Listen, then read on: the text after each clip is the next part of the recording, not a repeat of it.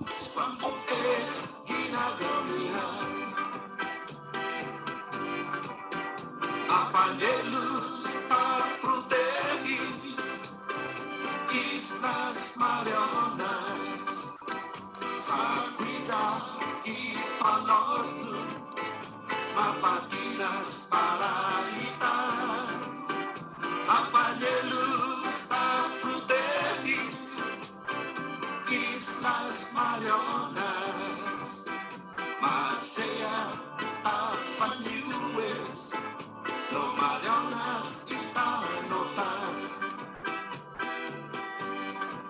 Manma Imprea, Ila Hidu, Maabandona, Ipangwanuan, Magutnale, Ilan Zeus, Mamamilyoka, Ibula Zeus, Mampus Babu, Iswatu, Lo Abundancia, Canoe.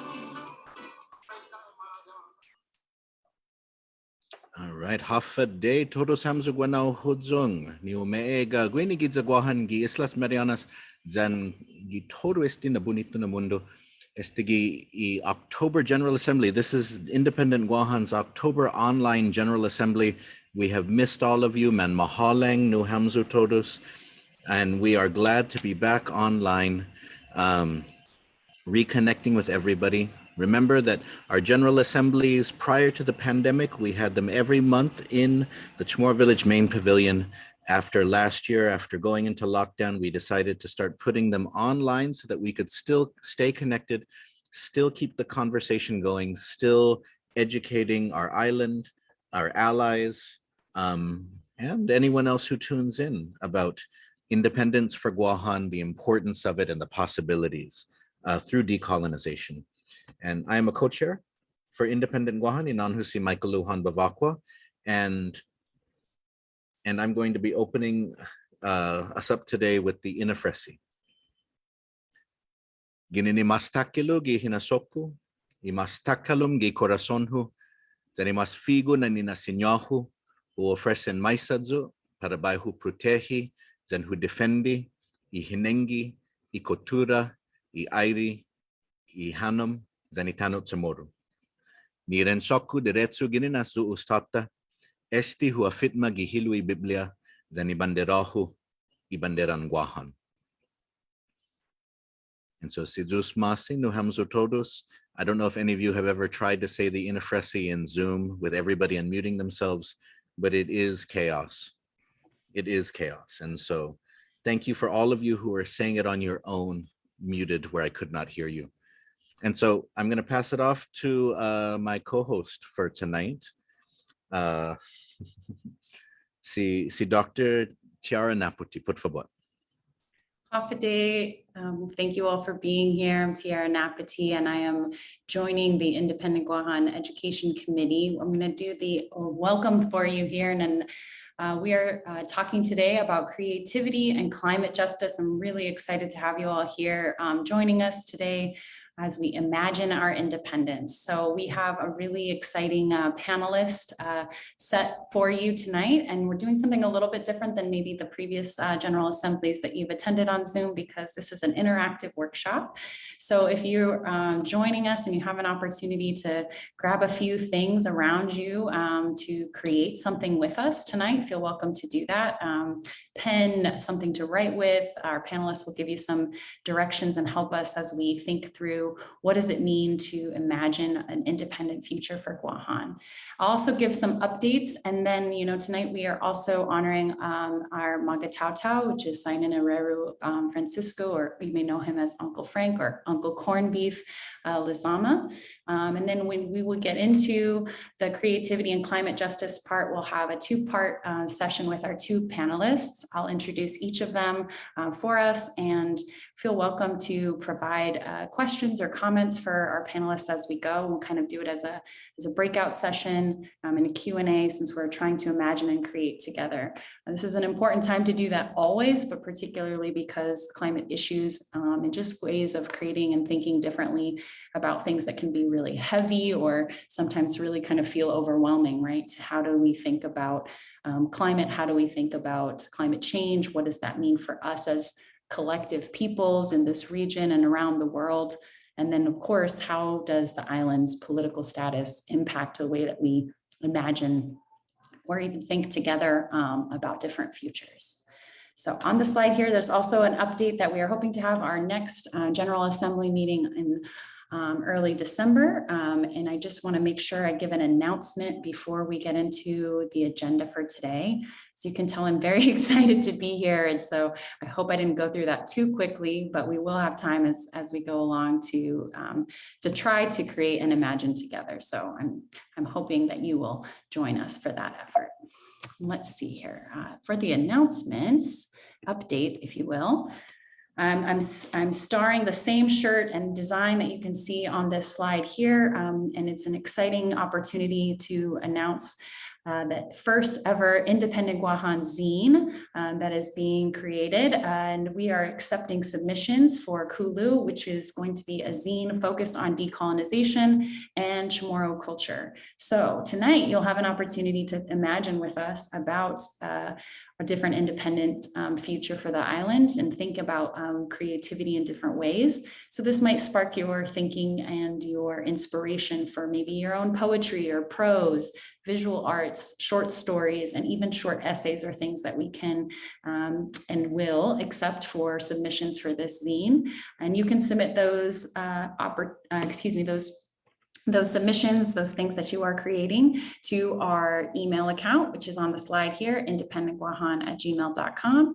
And hopefully you will have enough time. I know it's a busy time, but you can use your creative energies between now and Saturday, November 13th to send those in for us. I don't know if there's anything else that you should say along those lines. Just want to make sure that I shared that. Okay. And then before we get on to the rest of the agenda, I do want to share just a little bit more about our organization, especially if you're joining us for the first time, or if you just want to share this information and know more about what Independent Guahan does. It is empowering the Chamorro people to reclaim our sovereignty as a nation, inspired by the strength of our ancestors and with love for future generations. We educate and unify all who call our island home to build a sustainable and prosperous independent future.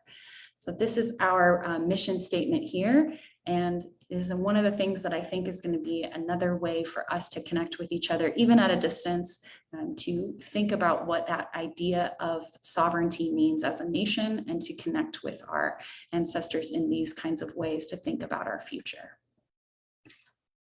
Okay, sorry, I'm gonna stop my screen share for a moment so that I think the next thing on the agenda is turning it back over to you. Excuse me, while I work on this. Here we go. Thank you for sharing that. And please, I do encourage you, if you have a sign up, send something in for the zine. We've already received a number of submissions, and we're excited to see, especially in a lot of young people, people in high school, people at UOG have submitted stuff, and it's great to see them sending stuff in, exploring their identity, their frustrations, all sorts of stuff like that. Okay, all right, and so it is my honor, Donklu esti onrahu, na besingani ham sudididi put esti Maga'taotao. And so at each of our general assemblies for Independent Guahan, we honor somebody as Maga'taotao, as an esteemed person, an esteemed individual. And so tonight it is my honor to talk to you about Cornbeef, as many people called him, or Frank Lizama, Familia Kondo. He was a master of Chamorro culture for blacksmithing. He was a veteran. He was a fire chief. He did many things in his life.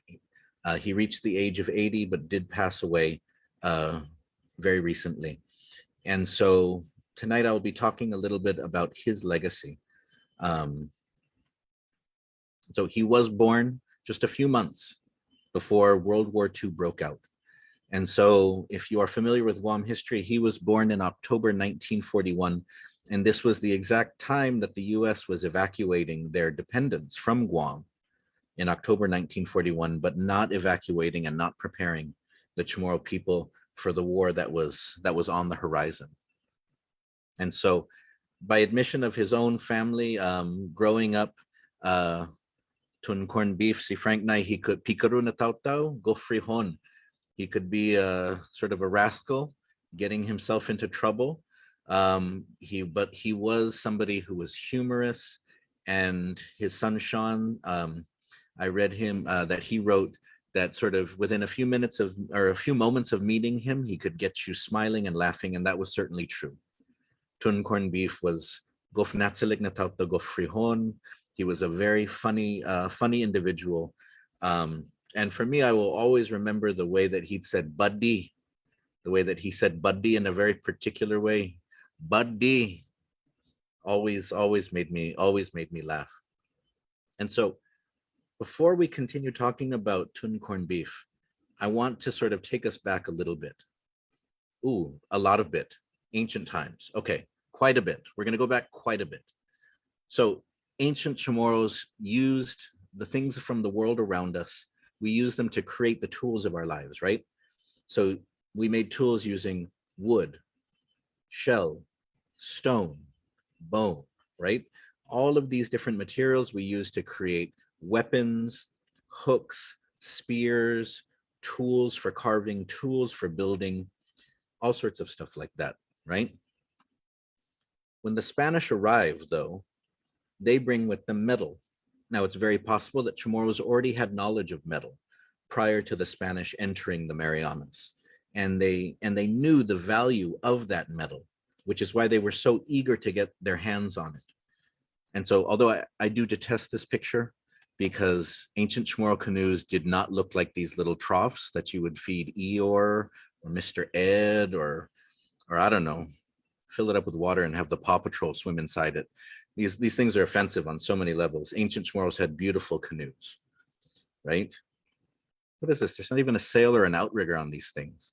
Anyways, but ancient Chamorros would trade with the Spanish to get access to metal, recognizing the value of the metal, recognizing that they could take pieces of it and that they could augment their existing tools by incorporating the metal into it instead.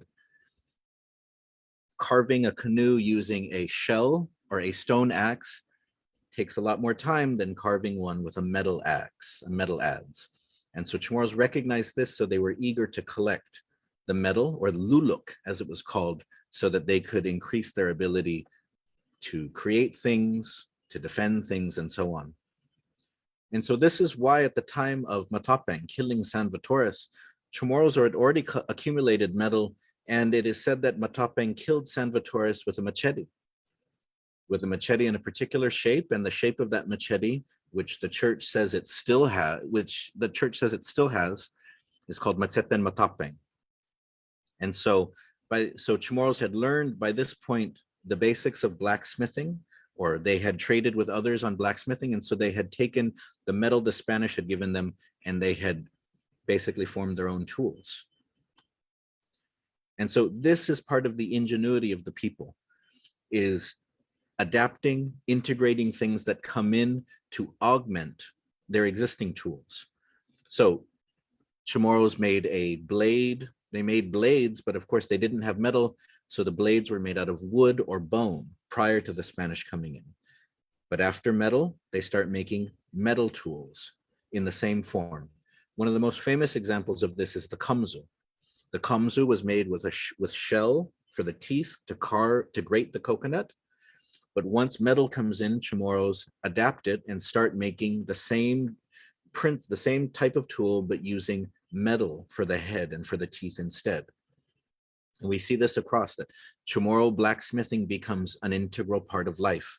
So when World War II comes, there's dozens of Chamorro blacksmiths on the island. Some of them come from families where blacksmithing has been there for generations. Some of them are new blacksmiths that have been trained by the US Navy as welders or to work in the machine shop. Familian Bitut is my family. And so my great-grandfather was a blacksmith before the war, and my grandfather, Tunjak Luhan, was the youngest blacksmith of the traditional blacksmiths before the war, taught by his father, who was taught by his uncle, going back into the Spanish period.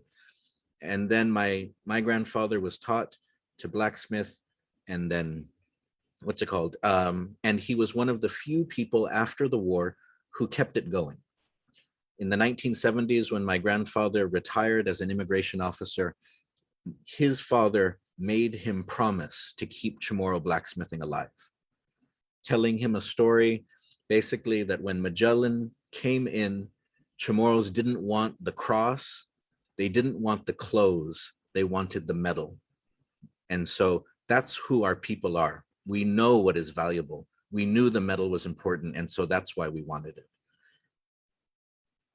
And so my grandfather was part of a generation who were seeing their traditional trades disappear. This is my grandfather on the right, and on the left is Tun Segundo Blas, who was one of the last sort of traditional carvers on Guam. There was others, weavers, bull cart makers, fishermen, net makers. All of these were people who had learned their trades traditionally, but we're seeing that by the 70s and 80s, no one was practicing these things anymore. Whereas before, just about every person knew how to fish. Everyone knew how to weave. Everyone knew how to thatch the roof of a house. Suddenly, their children and their grandchildren and the children of their neighbors didn't know these things anymore. And so they were worried that if they didn't pass them on, then they were all going to die and they were going to disappear. It is at this point in the early 80s that the first apprenticeships start to appear. Rob Limchiaco apprentices with Gary Guerrero under Tun Segundo Blas. Tan Elena Benavente, Tan Lucia Torres also take on apprentices beyond sort of those that they had taught in their family. And my grandfather here in 1985 took on the first of his apprentices, and one of whom here, standing next to him, is Tun Cornbeef, Frank Lizama. The other two apprentices are Frank Cruz, who they always called him Chamorro Hitler because of his mustache, because he's got a sort of a little Hitler mustache there. I'm not calling him that. I am saying that other people always used to joke about that. And then Joe San Nicolas on the end there. And so these were the first times that the government was supporting Chamorros to pass on their cultural trades. And so Frank and his two friends, they were all fire chiefs. And one of the things that Tun Cornbeef was instrumental in was sort of establishing fire stations on Guam, training people, and also sort of training people in the fire academy and so on. And so they approached Tunjak wanting to learn sort of how to make tools in the traditional way. And he got a grant from Kaha and he taught them. And so Frank Lizama, Tun Cornbeef, more than any of the other people that my grandfather taught, kept alive the art that he had inherited, kept alive and fulfilled the responsibility that he received from that. My grandfather trained, I think the number was between, I think 15, I think. But no one took it, with the intent of passing it on, but no one did more than Tun Cornbeef in terms of keeping it alive. And so he represented the island in numerous places at multiple festpaks, for example, multiple Micronesian island fairs, multiple flame tree festivals. He was a constant fixture in terms of representing the Chamorro people and their traditional arts. And he was very happy to do it. He was excited to do it. He was great at telling stories. He was great at helping people understand sort of the importance of this. And so here there's Carl Gutierrez there saying, still the one, but I don't know, Frank Lizama, definitely the one, definitely the one.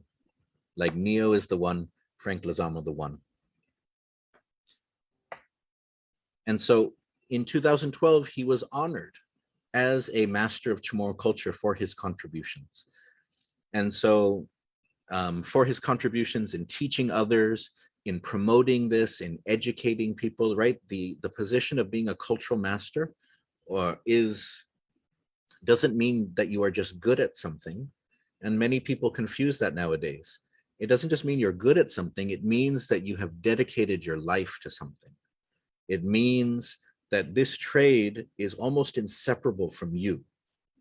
So that you have, and so for a lot of these cultural masters, they're driven to teach, to pass it on, to talk to other people about it, because they feel like when they are gone, if this trade is gone, something is lost and it has to live on, right? And so when we think about the changes that have happened to the Chamorro people in the 20th century, so many things rapidly changing in our lives, right? When you think about how we went from being farmers and fishers, and within 3 generations, we are eager buyers of fish at Payless. We are eager sort of purchasers of the 4 for 4 at Wendy's, right? When we see how much things have changed dramatically for people such as Cornbeef and other cultural masters, they feel the weight of our past and our heritage, the knowledge and the skills of our people. They feel its weight as other people let go, as they don't see it as having the same value.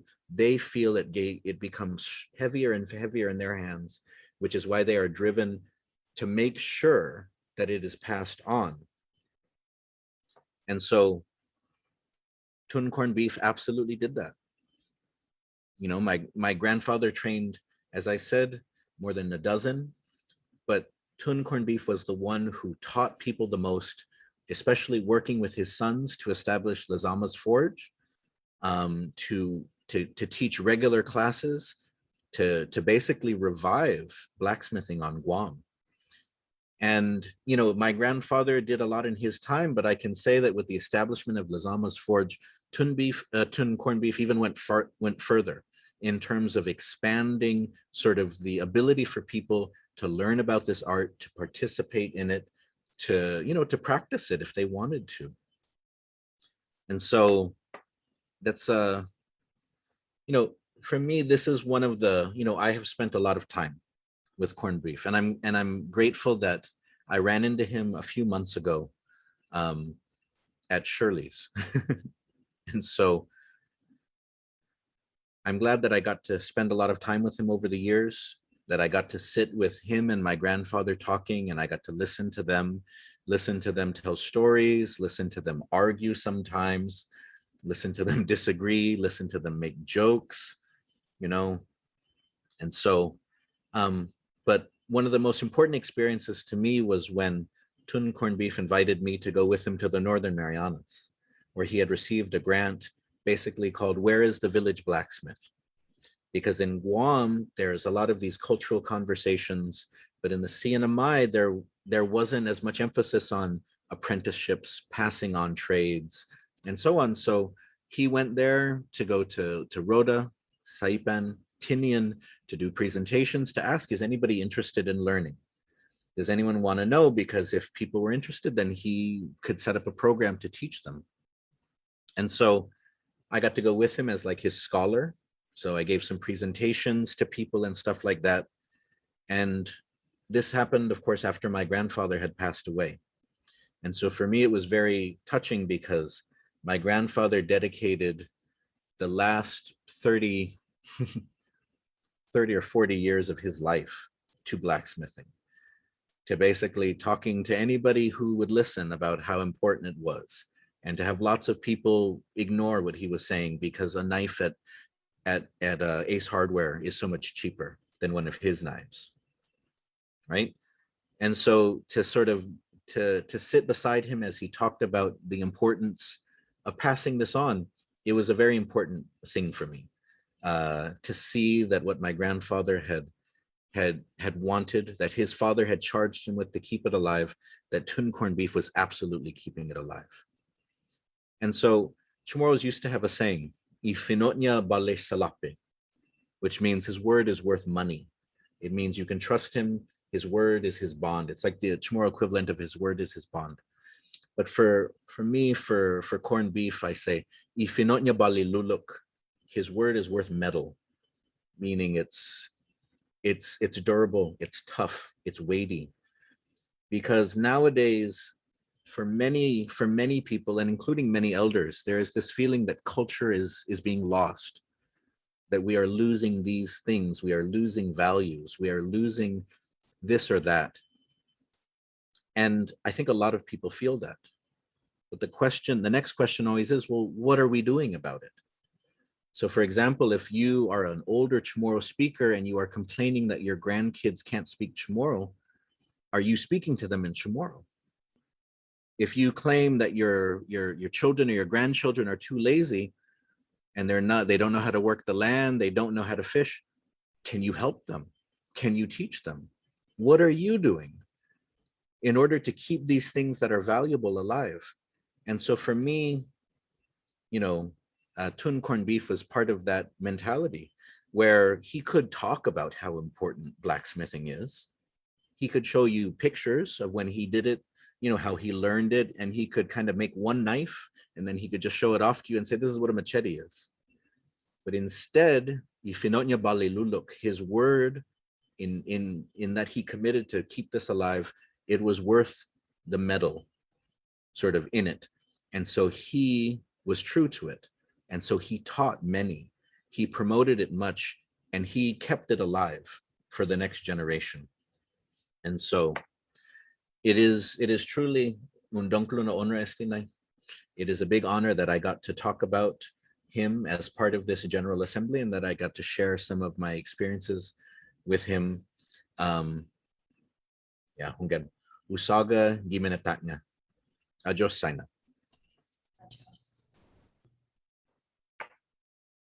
Si Usma, si Magat. You said a lot of really important things there, and I'm grateful for that too, because Uncle Cornbeef's also my uncle, and it's a heavy time, but a happy time to remember and honor him. And I just wanted to remind folks of this quote from him. He always talked about, and we didn't mention his t-shirts, by the way. He had the best, still has the best t-shirts. I don't know if any of you remember any of those, but he has a great t-shirt collection. But I wanted to use this time too, as we honor Uncle Cornbeef, to remind us of his words as well. That on the flyer we pulled this quote from him where he talked about, he said, "I'm very passionate, just like an artist who paints." Anybody that does things like a carver, taking a raw material and turning it into something beautiful, like the Mona Lisa, it's an art, and I think that's just an embodiment in addition to all the important memories and things that you shared about Uncle Cornbeef, just really putting his passion and his love for our island and our practices and that goal of just sharing it with everyone. It just really is another way to bring these gifts together. And so thank you for that. And I think that's a cool way for us to be thinking about our interactive session tonight. Like I said at the beginning, we're going to invite all of you as participants to imagine with us, imagining our independence and giving us some time to really let our creative energies flow, become passionate, be an artist who paints or otherwise, right? Something that you can bring with us. We've got some amazing folks here and some folks that are actually joining in the Zoom room to be our active participants with our panelists. So I'll use this to kind of switch things over to our creativity and climate justice focus. So we're going to start with our first panelist who's here, and I'll just provide a little bit of background. We have Maria Salduenas Marques here, and she is a young artist and activist based in Guam. She works with many mediums such as painting, sculpting, music, and sewing. And over the summer, she designed, sewed, and shot a 5-look editorial collection for the Guam Fashion Collective. If you don't know about the Guam Fashion Collective, maybe among the many things we'll learn from Maria Sol tonight is a little bit more about that, but I don't want to belabor the point. I'll let you take it away for us. And I have your slides, so if you want to just let me know when you want me to go to the next one, I will. So thank you so much, Sol. Oh, that was such a great introduction. Thank you so much.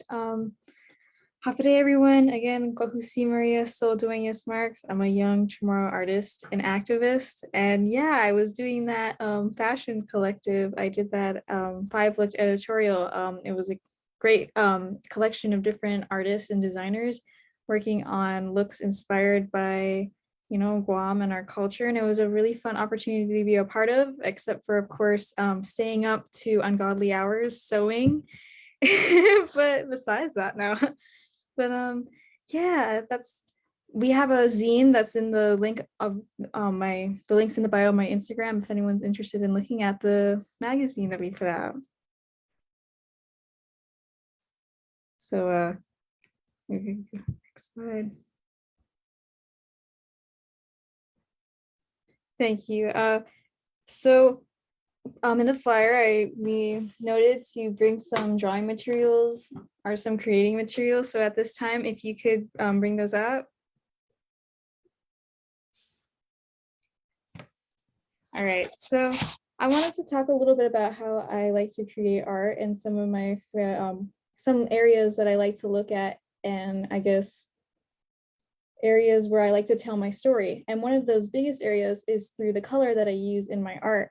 So obviously, one idea that I love to do is I like to incorporate like really colorful, like in this painting onto the right here, a lot of colors to represent kind of intense feelings, as well as the other one to the left where I use a lot of colors to represent those intense feelings, with the right side with less color to represent a less intense feeling. So I guess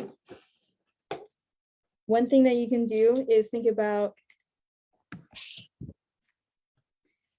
how you want your story to be told. So you want the intense part to be in the beginning where it's like, bam, that's the beginning part of the story. And then it starts to fizzle out, like in that one to the left, or the one to the right, where it's just a static and you're looking at the very middle of the page, and then you look more outwards.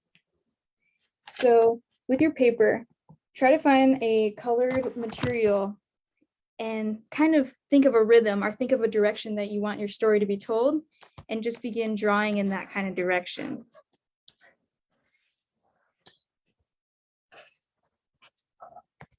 So for our prompt, imagining independence, we're going to be drawing more thinking about towards the future. So in this one, I'm drawing arrows upwards to represent that.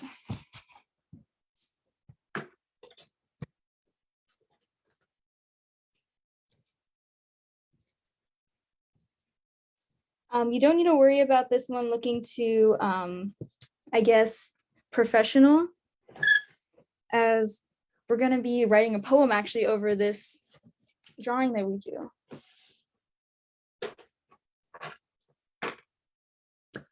And then if you could move to the next slide, thank you.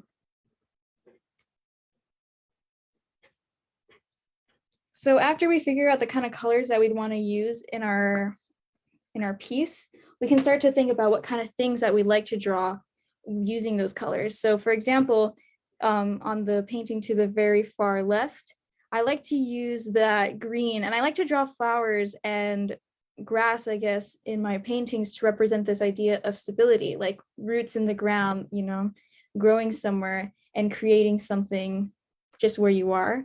So in this painting right here, or drawing, I drew some just kind of grass to represent that as well.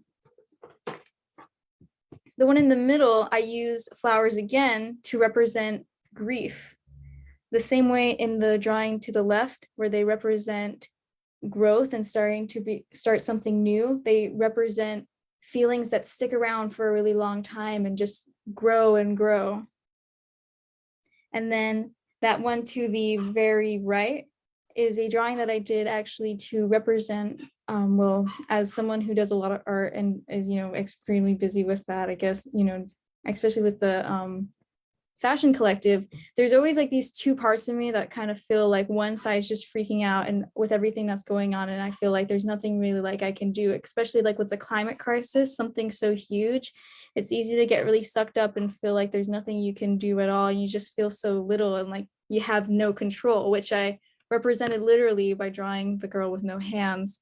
Whereas there's the other girl, I guess, who seems to have more control. And I guess that's the other part of me that's trying to just calm me down and, tell me like, you just gotta keep going and do what you gotta do. And, so those are some examples of symbolism and ways you can incorporate metaphors into your art.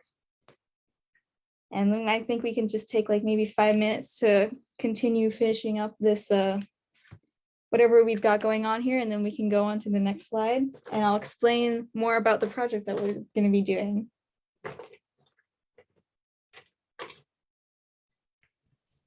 So Sol, thank you for sharing that. I'm like kind of in between things with my paper over here too, and I'm guessing some people in the Zoom room or those on the live stream might be grabbing some things and inspired by what you said. So you're kind of reminding us very important things that I appreciate, which is that we can kind of, creating is just creating, in a lot of ways. We're just putting our ideas on paper in different ways, using color, using these symbols. And I think your work is really powerful for each of these pieces for different reasons. And I appreciate the invitation to that. It doesn't have to be professional. I'm over here with a lot of teacher kind of materials, but I'm going to try to put them in together. So you're inviting us to just kind of make something right now, right? Mm-hmm. Okay, awesome. And this could be something that I just want to share with our viewers out there. Sol is giving us a lot of creative freedom, the room to think and imagine openly, with color and otherwise, especially for those topics like climate change. And I appreciate that, because it can be heavy, it can be overwhelming. All right. So you just let us know when we need to turn it back over, and I'll just keep working on my drawings and we're here. You can, yeah. This So, one? or yeah. Yeah. So these are some examples of what we're going to be doing with these papers. So as you can see in the middle one, there's that like kind of just painting around there. So what we're going to be doing basically is making some kind of, this would be kind of like the rhythm of the painting, like the tone and the feeling underneath the words that we're going to be writing.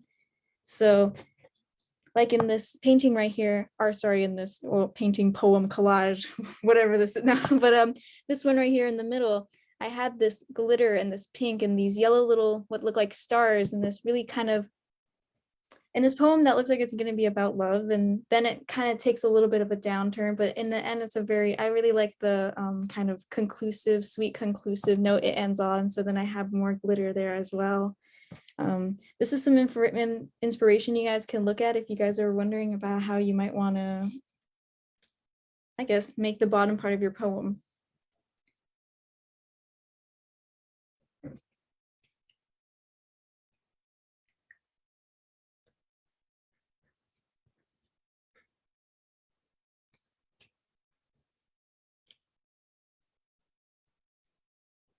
So I get a lot of inspiration from a lot of the things that frustrate me. I think that's one of the easiest ways to create art, is not by thinking of it as there's like a right way or a wrong way to create art. I guess just thinking whatever feelings you feel, whether they are happy feelings about, it's a really great day outside. Sometimes something just as small as that can make me want to go to like a part of my planner and draw like a little sun, just to think about, what a nice day, it's sunny, Or sometimes I'll be really frustrated by something and I'll need to create a kind of dynamic, more detailed piece to describe those feelings and help me process them. It's really whatever you need to do, because it's art for your own feelings. So again, there's really no wrong way to create it. You can be as simple or as detailed as you need to be.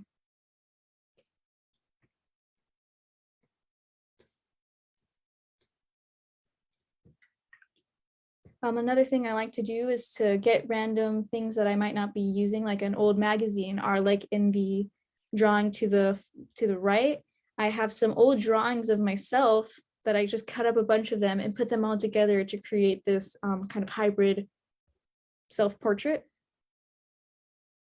And the other one to the left, I used Post-its because it was easier and I was a little lazy, and I just needed to make something to put this feeling together. So I was like, Post-its.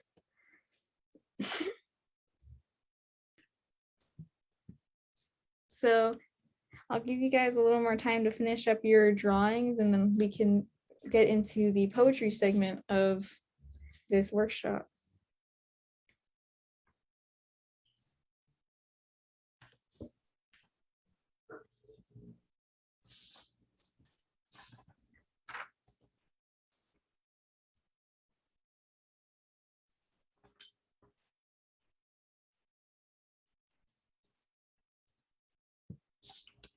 And I might add that I appreciate the layers too, as someone just looking at these pieces and knowing that, you know, your own process, and I appreciate you sharing the way that you put it together, because I think these are amazing. And I would think, like, when you mentioned, oh, I was just being a little lazy, I was like, oh, you know, there's different things that maybe we put more energy, or maybe you come back to it.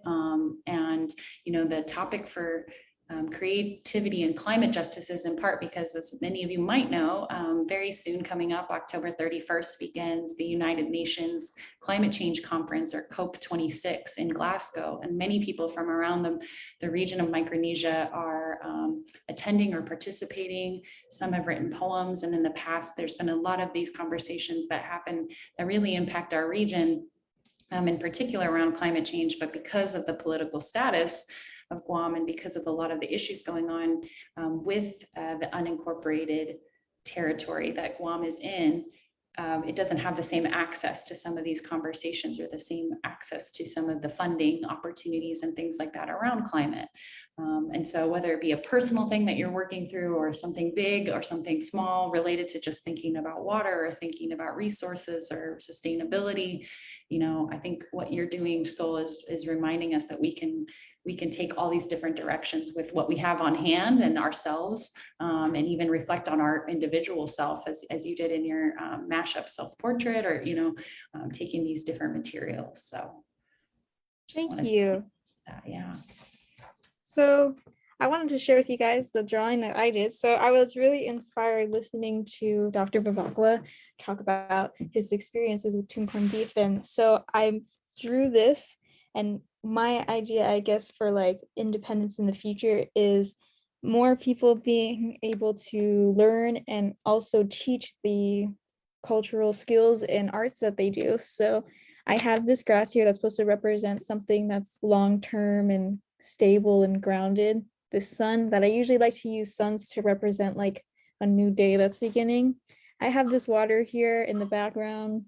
I didn't really have any specific reason why I did that. I guess I was just like, grass, we need the water too.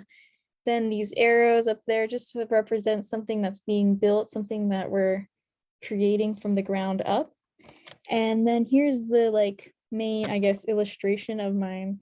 And it's the person spreading this like information. I guess I represent the information by these yellow and blue markers I just drew from this person's heart out through their hands to these other people that are, I guess, learning from the person. And I like it, you know, when I look at it, it makes me happy, and I'm really excited to write a poem about it. I hope you're all excited to write poems on yours too. Viva, that's awesome. Thank you so much. Does anybody, I'm gonna ask if anybody here wants to, I know for those of you on the live stream or that are gonna watch it later, maybe you'll even pause and take even more time in our interactive workshop to create your vision for the future. But does anybody have anything they want to share? I said it and I was like, oh no, don't ask me to share mine. But I am inspired. That's Thank cool. you. So yeah. Well, and you know, as well as if anyone's not really confident in sharing their picture, or anyone's a little worried or anything, you know, it's no worries. You know, honestly, I actually am very nervous sharing my art. I just started kind of sharing my art, and also kind of talking about it on the spot about it as well makes me really nervous. This is like my second time. The first time I ever shared my art on like a kind of like an event like this, I don't even remember it because I was so scared and nervous. And then afterwards, I just took a huge nap, and I was like, oh, I just talk so much, you know, because art's something that's really personal. It's like taking a piece of your heart and just putting it on there, you know, so literally for everyone to see. And especially when you have to explain it. But it's definitely something that's takes a lot of vulnerability to even create in the first place, and then as to go as far as to share it and explain it to people, it really takes a lot. Yeah. Well, I just so appreciate you doing that with us tonight, and just in general. So be by you, trying it out there, practicing, because something that we have talked about as Independent Guahan, especially in the education committee, is thinking about different ways to educate it, to talk about issues. And the art is a really important thing for all movements, particularly, over time. Even as Maga'taotao was honoring Tune Cornbeef, it's reminding me of the long history that really does inform our future, right? These different creative ingenuity sort of like ways that people can identify and make something different or express something, right? And so many elements of what you've shared kind of resonate with movements that are happening all over the world right now, particularly around these heavy topics, but especially also because it's something that people have always had to do, especially when thinking about how to make change, or how to even start to think about change. Sometimes it starts with the arts, right? It starts with something colorful. It starts with something that sparks our emotion in a way that sometimes you can't have those conversations, or it's a little bit difficult to have those conversations about, say, political status or climate change, or the issues impacting just here on the island, like with fresh water, right? You said you have to have the water in there, and if the sun reminds us of a new day, there's so many different things that we want to make sure that we're mindful of, and creative, so much creativity and so much energy. So thank you for that, for bringing us to think about that. That's awesome. Yeah.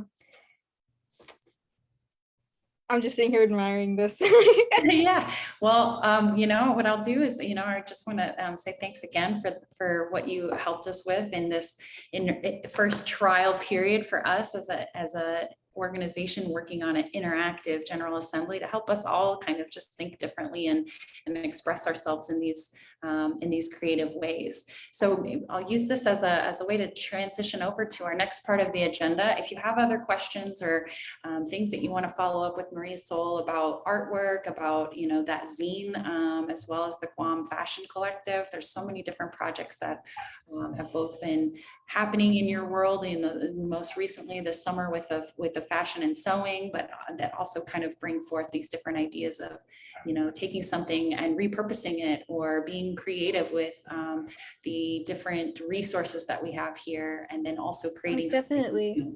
Yeah, I feel like there's this very big misconception that to create art, I think it can get very intimidating for people, because when we think of an artist, we think of this person with a canvas and a whole set of paint and a drawing room or something crazy like that. We think of ourselves as people who can't be artists because we don't have the things that we think we need to make art, or we think we don't have the right training to make art or something, and I think one of the most organic ways that I've found to create art is just use things that are around me, things that have just naturally manifested themselves to me, like, for example, one of my looks on the Guam Fashion Collective that I did was a pair of shorts that were made from a bunch of different old scrap fabrics that I had, one of them being one of my grandma's old bed sheets that she gave to me to just make, things out of, and I made this dress out of it, and then I had these fabric scraps of it, and I just kind of, I guess I didn't want to throw it away because I felt bad throwing away something so big, but also too small to really necessarily make into anything. So I saved them all in this jar,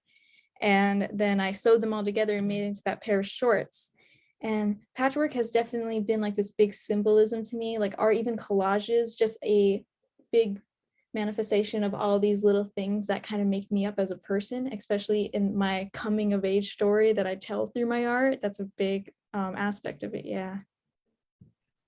Awesome.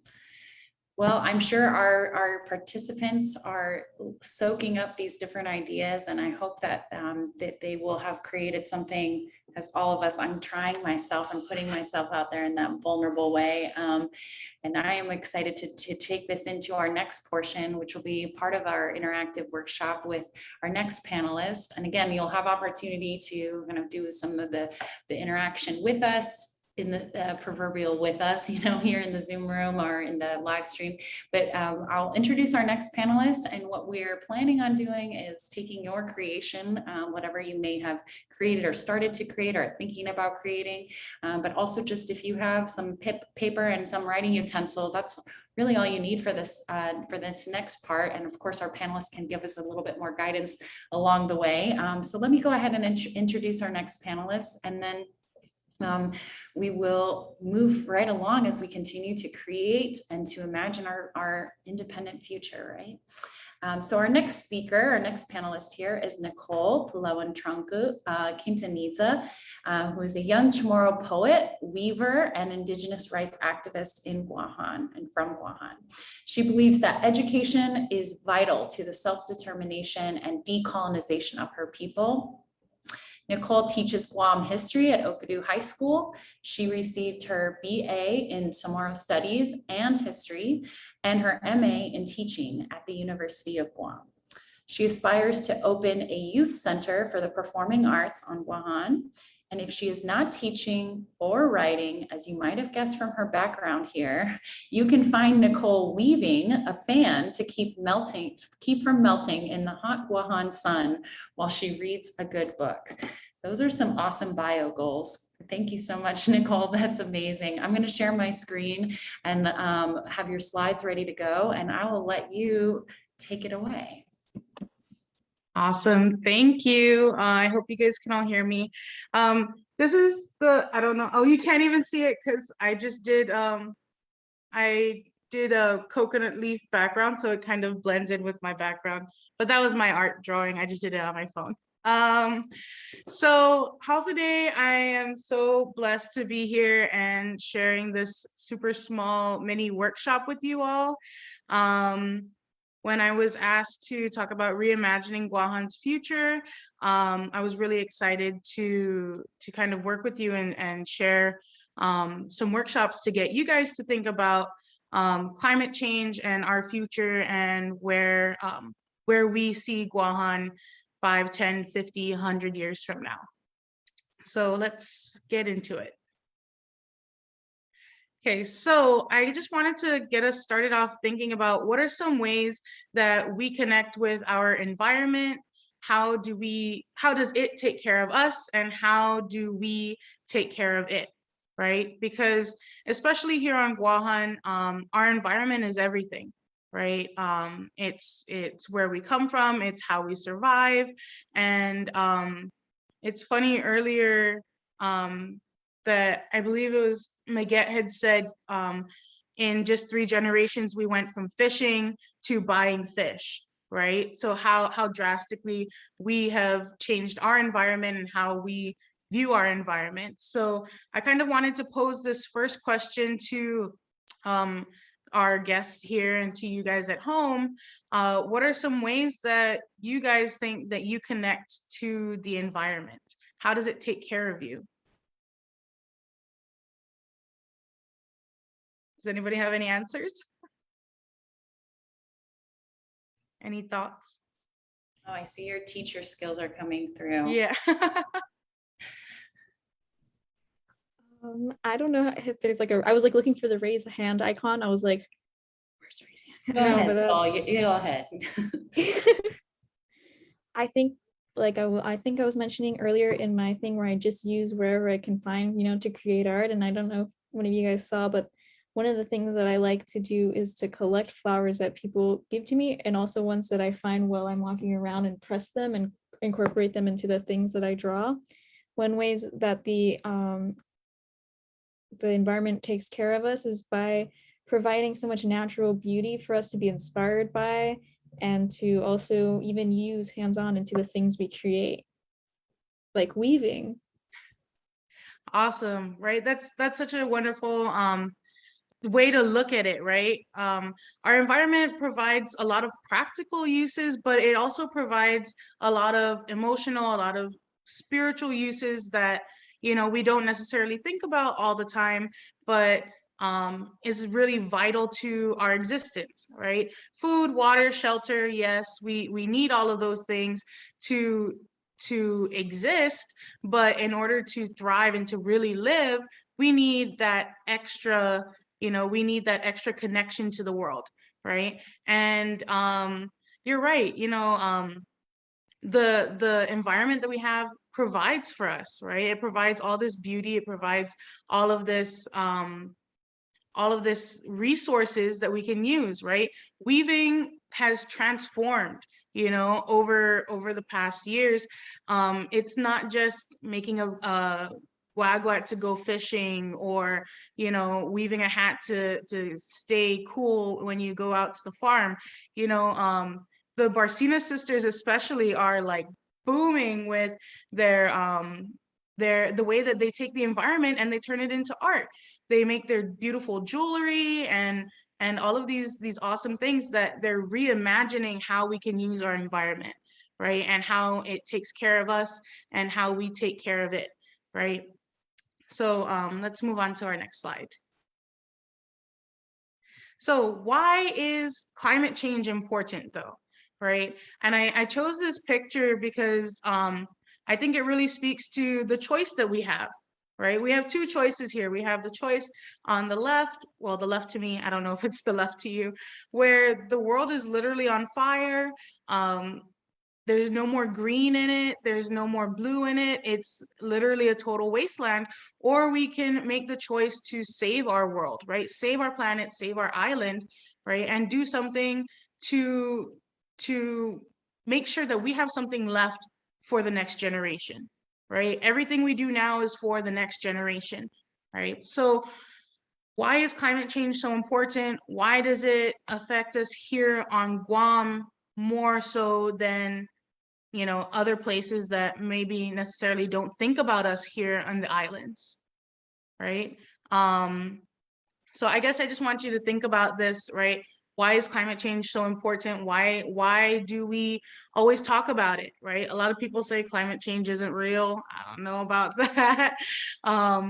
But, you know, and I even talk to my students about it, right? And talk about how our culture is changing. And, you know, when the Spanish came to Guam and they looked around and the women were in teepees and the men were in saudis and we were barely wearing clothes because it was so hot. But I can't imagine our ancestors being here today. They'd probably be even worse off because it's, you know, the climate has changed so drastically that, gosh, they'd probably be melting with how hot it is here, right? So, right, it's important to think about climate change and how it affects us, not just today, but how it affects us tomorrow and the kids and the next kids and the next kids. Okay, so let's go on. So how can we help to stop climate change? So I want us to think about this just for a second. And then if anybody has any answers or any ideas on suggestions of how we can stop climate change, I welcome you to go ahead and voice your opinions.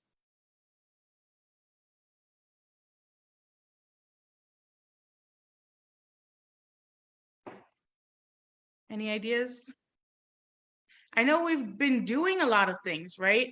A lot of people have been taking these steps, right? I know Guam, we banned plastic bags, right? When you go to Payless, I think you get like 30 cents off if you use a reusable bag, right? A lot of people have stopped using straws. I know there's this great company here in Guam, the name escapes me, but they do organic like soaps and shampoos and toothbrushes, right? They have all of these great organic bamboo utensils and stuff like that. Those are all great steps towards stopping climate change, right? But what are some other ways that we can combat climate change here on Guam or in the world? Does anybody have any ideas?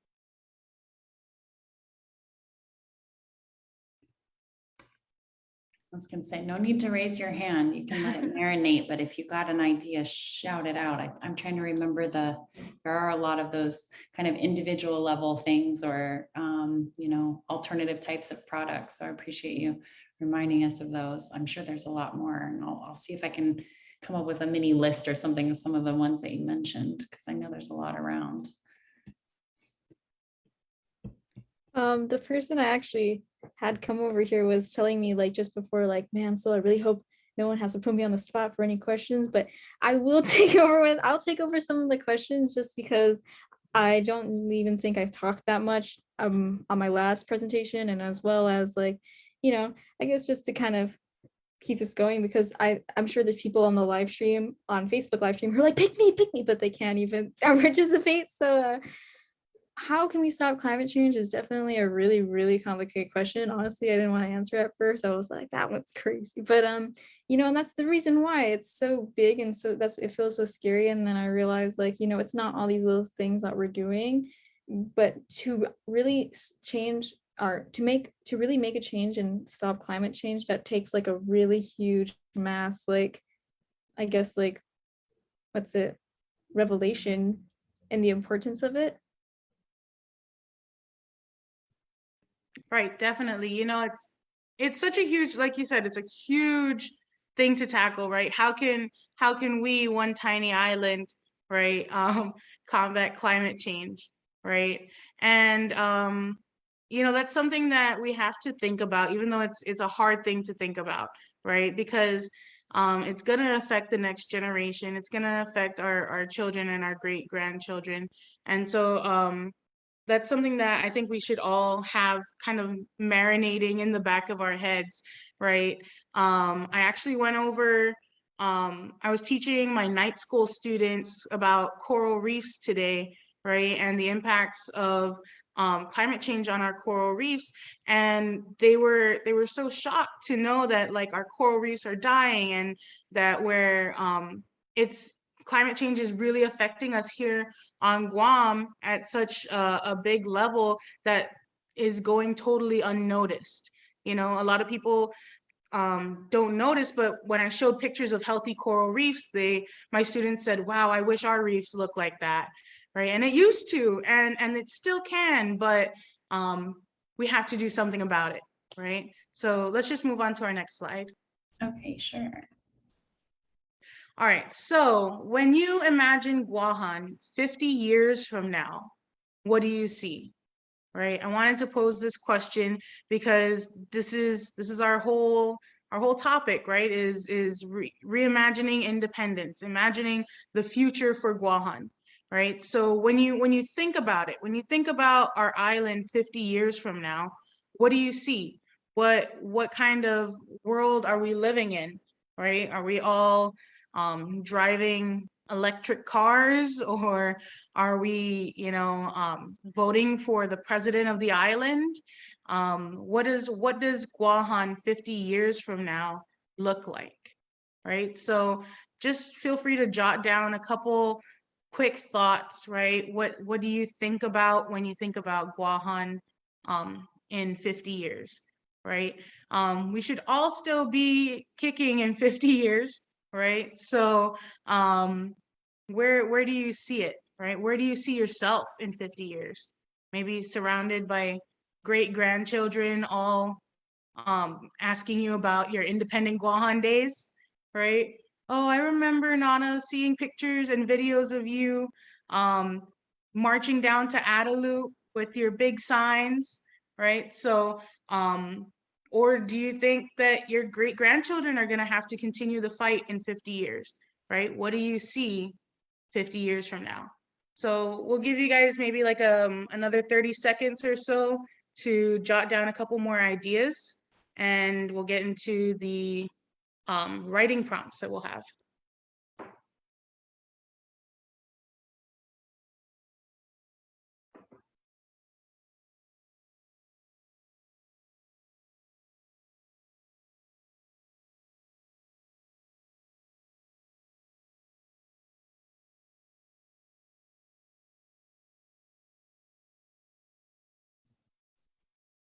Okay, let's just move on to our next slide.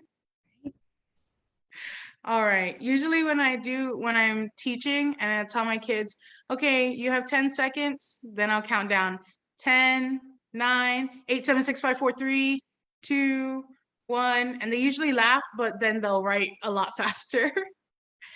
Okay, so our writing prompts that I have for us today.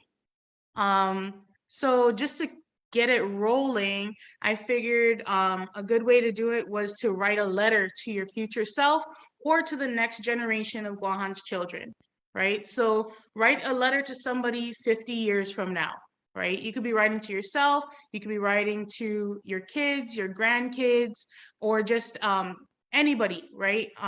In Guahan's future, right? The next generation. Okay. And I want you to talk about what your hopes and dreams of for Guahan are, right? Talk about what you hope and dream Guahan will look like to and for them, right? Or for yourself, right?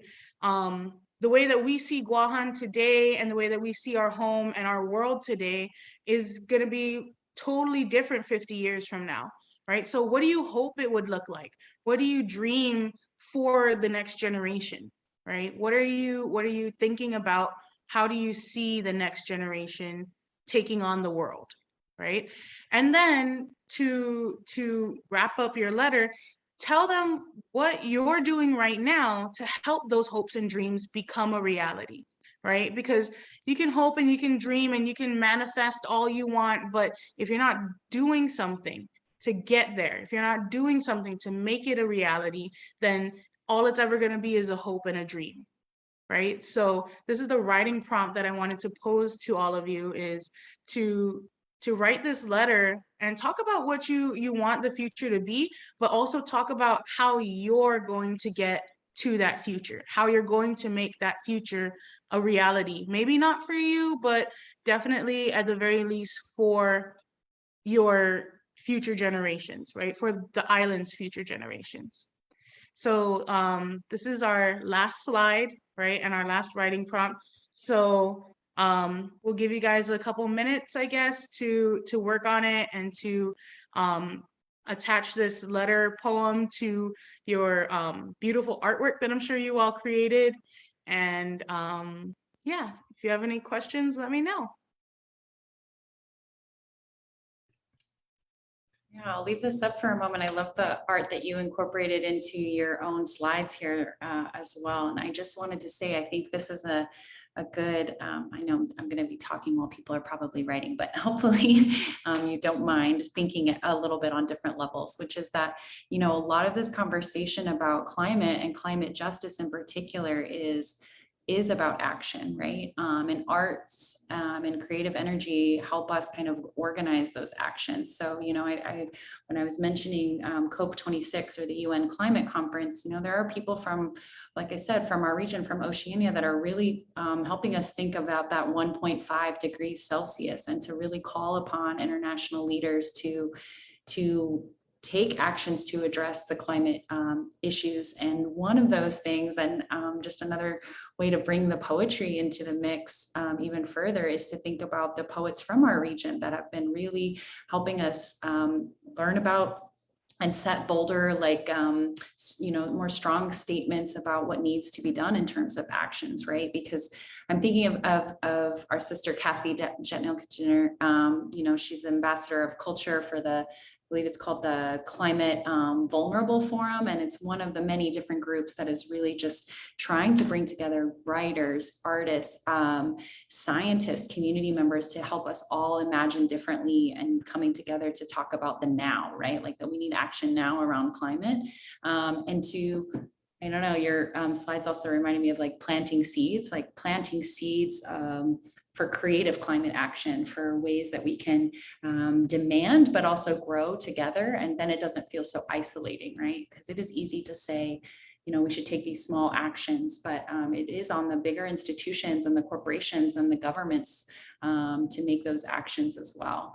And really that can be helpful for all of us probably in the collective effort, right? So writing a letter to that next generation, I love that, the hopes and dreams, but also how we can take those hopes and dreams and make them into, you know, something actionable. That's great.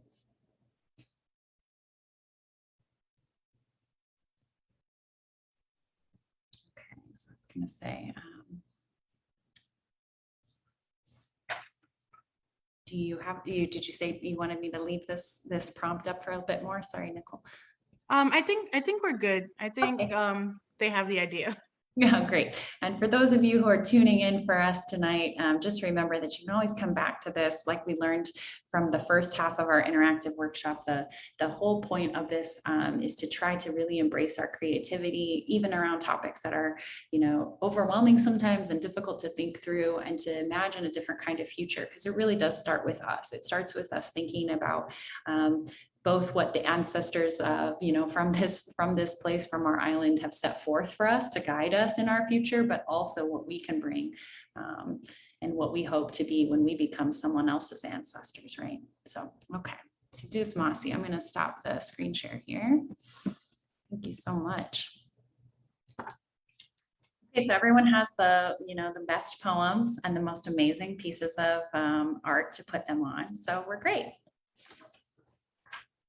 I'm just encouraging everyone, the artist in us all. Wait, so should we get to some questions? Some questions now? Okay.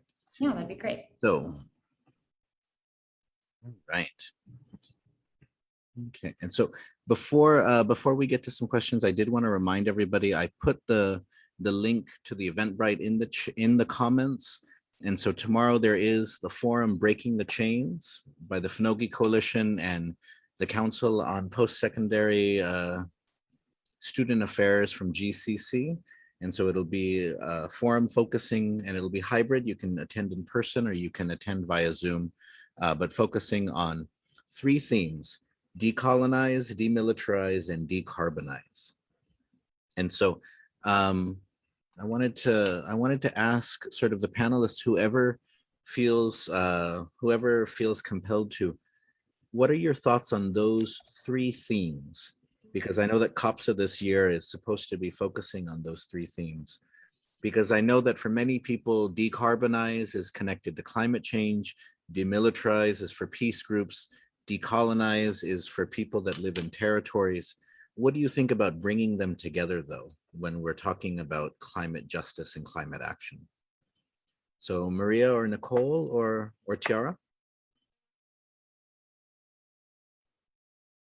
I think I can talk a little bit about, like I was saying earlier, there's all these little things that we can kind of do to, are these little things, that we can do to make a little bit of an effort in climate change. But all in all, it's tackling all these institutions, like Tiara was saying. And so decarbonize, decolonize, and demilitarize really feels like, I guess to me, like a way to, I guess, make it seem, not really make it seem simpler, but a way to divide it into 3 categories of angles to take it at, peace organizations, decarbonize, thinking about energy use and such, and then decolonize. And when I say decolonize, I mean that definitely more in like a mental sense, not just literally with our political status, but also in the way that we think about things, in the way that we think about the environment.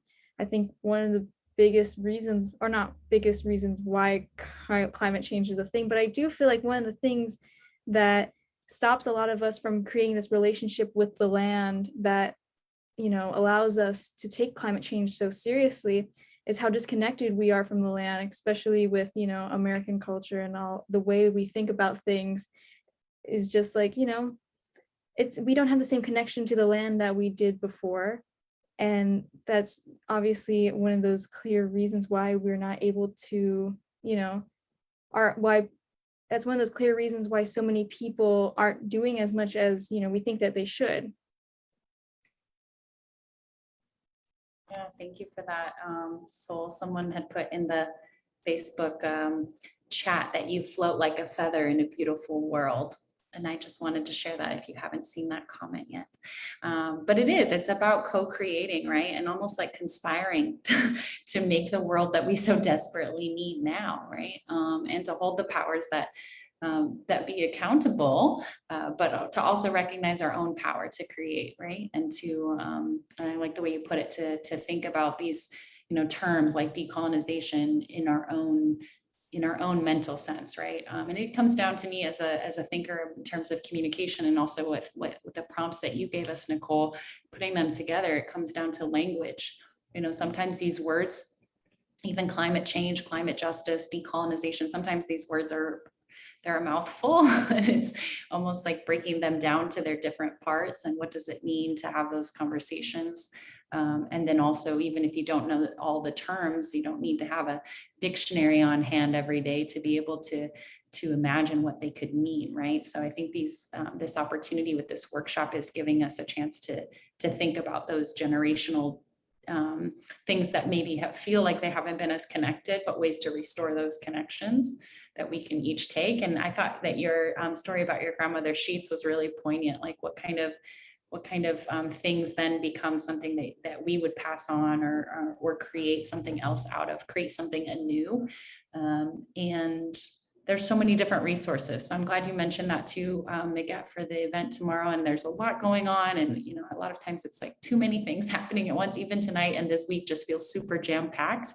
But I do think it's really important for us to bring these seemingly separate things together, right? Like decolonization and thinking about what the political status means for the island here absolutely needs to have a conversation with the issue of militarism and military presence and the ability to make decisions for the island, for our people about the military, yes or no, is not something that we have the access to now, given the current political status.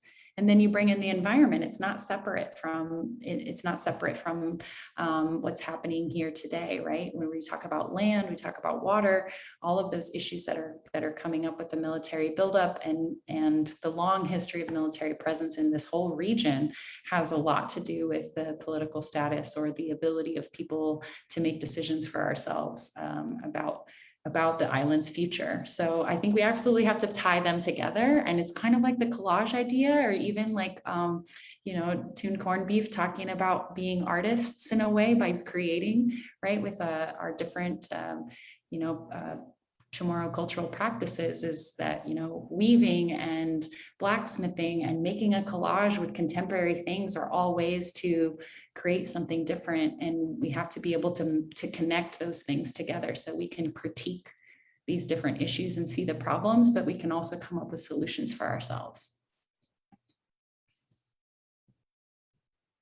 I love that. I love the way you brought that in there, the weaving and sort of the cultural traditions. So I don't know, Nicole, if you wanted to respond. I have another question. Oh, you can go ahead and ask your other question. Okay, and so the next question is, are there any groups sort of for like-minded artists that they can join where there's regular meetings or conversations around sort of critical or progressive or decolonial issues? So is there a place, I think, well, so the question is, who can they follow? But I'm upping it a little bit. So I'm asking sort of, is there any regular sort of community?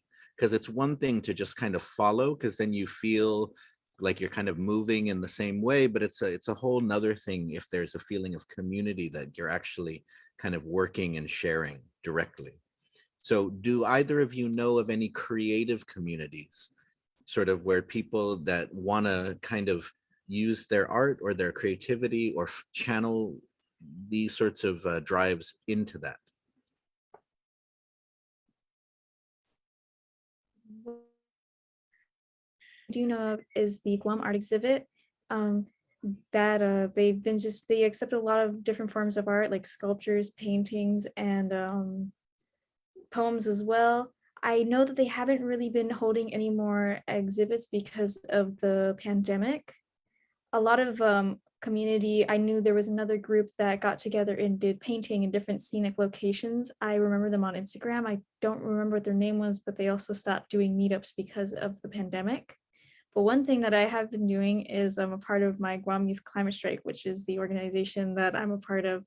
I actually, one thing that I wanted to do was create a creative sector within the organization that was in charge of stuff like doing flyers or even like making videos and making art pieces that we would put together with letters that we would send out.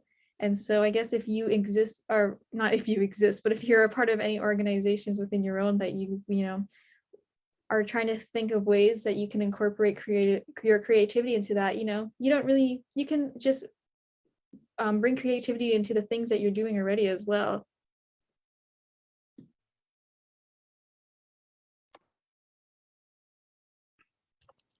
I just muted myself. I know the Aquifer Writing Group. You can find them on Instagram. Their bio says, local writers dipping into the pool of Guahan stories. So I know they have meetings, they take submissions and stuff like that. So you can definitely check out the Aquifer Writing Group. I know UOG Press always puts out they have like writing workshops a lot of times, or they're looking for submissions and they're willing to help you workshop a lot of your writing over at the UOG Press, which I believe is like on the second floor of the Mark building at UOG. Yeah, so those are definitely great resources. I'm always looking for a writing group, so yeah, Awesome. I'm always willing. I think we've got so many different examples, and one of the things that maybe we can do as a follow-up is to, you know, and I'll put this on myself as a homework assignment in a sense, is to curate some of these examples. I appreciate the Guam Youth Climate Strike group that you mentioned, Sol, the Aquifer Writing Group. I hadn't heard of that, but that's definitely something that could be another way for folks to think about the issues, particularly as they pertain here with so much going on with our northern aquifer with regard to the military buildup, and you know, just to be able to think about writing and creating in different ways. And again, to go back to that effort that we're having here tonight to have this creative outlet that also doesn't have to, maybe hopefully no one feels you know, overly pressured to make it the, you know, your first effort is going to be the most amazing piece of art, right? Like it's okay to keep at it and to practice with other people, even if it means virtually for a while or distance for a while. But I remember you said GACs to Sol, and I'm just thinking about the zines that we've been hearing about, and even the zine that we're creating here with Independent Guahan is another opportunity, right? People, there's an abundance of people asking for people to keep creating, so just keep doing it, you know, and we'll hopefully be able to share some of those specific examples so that anyone that has something that they want to try out there, you know, putting yourself out there and sharing those ideas. And you never know how it's going to hit someone else, right? And how that's going to have that impact and that feeling that we've been talking about earlier, to inspire folks to take action and create something different, right? To co-collaborate that world that we want. Mm-hmm. Are there other questions, Maga'taotao? Sorry, I really liked that one. No problem, no problem. So another question is, it is easier to engage youth around sort of climate discussions, but how do you engage elders, parents and grandparents in these discussions?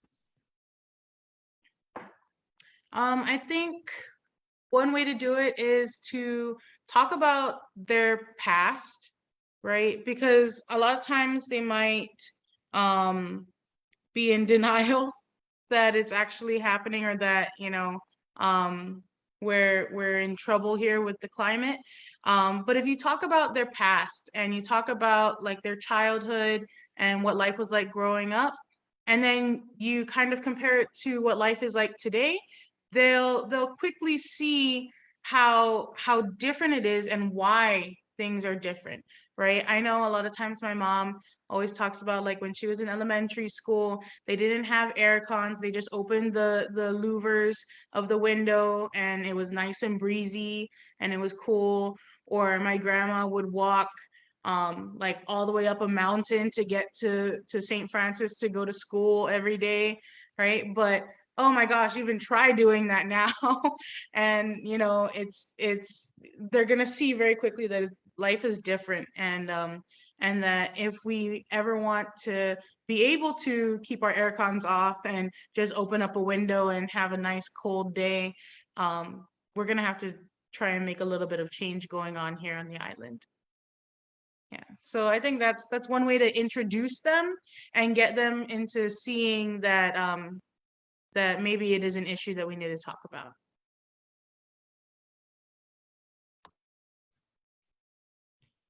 I was just having this conversation with someone recently about that same idea, right? Like to think about the changes over time as both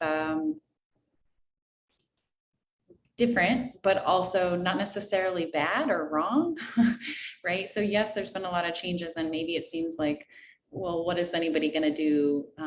Are we going to go back to a time when there was no air con in schools? That might be difficult now, right? Because so much concrete actually increases the heat that's impacting us here and things like that. But it really is about, you know, maybe potentially having those conversations through those memories as like a way of thinking about preserving our culture in the Pacific. And preserving our culture means imagining ourselves as, Pacific Islanders in different parts, different time frames, right? And we can learn a lot from each other. And so, I think it's like the where is the knowledge gone and how do we get it back kind of idea.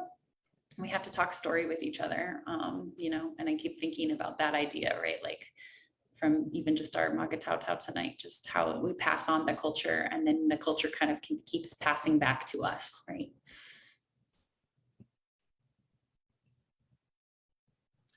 And so we have just about 4 more minutes left in this GA. And so should we go ahead and close it off? So Tiara, did you want to? Sure. I just wanted to say, Masi, this was an experiment of sorts, and I hope that that our panelists felt that we were so excited for the energy that you all brought, but also your skills.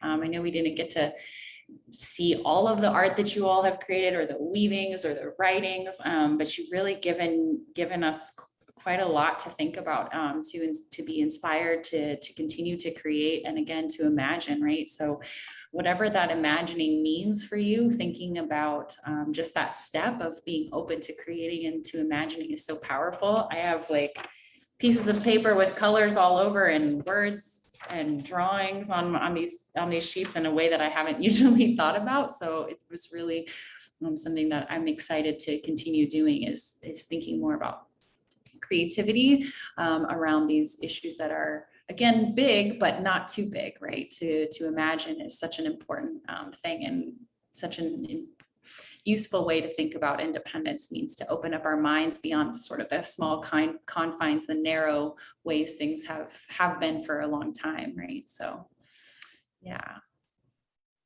All right, Biba, Idusmasi, Hamzutodos. And so Chara, when is the next GA? Did you want to?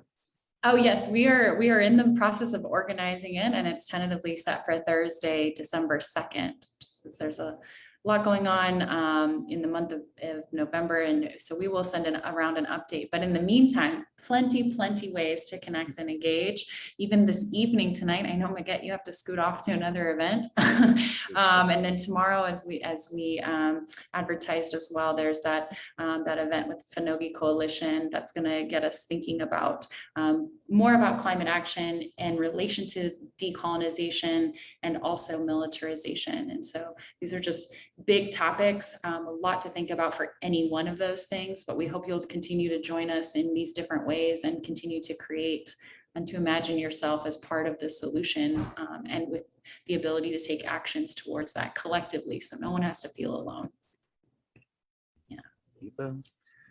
And this is our first time for our panelists leading an interactive workshop. So I just want to say thank you again to you all. Big hearts and explosive colors and wonderful celebrations for all that you've helped us think about and just imagine. And I'm excited to finish my 50 years from now letter, because I think that that's a really cool way to get about our hopes and dreams for the island's future. And we're a part of that future, we're a part of that present. So we might as well be thinking about how that future is going to be part of our lives. Right. Pues adiós. Este aquí.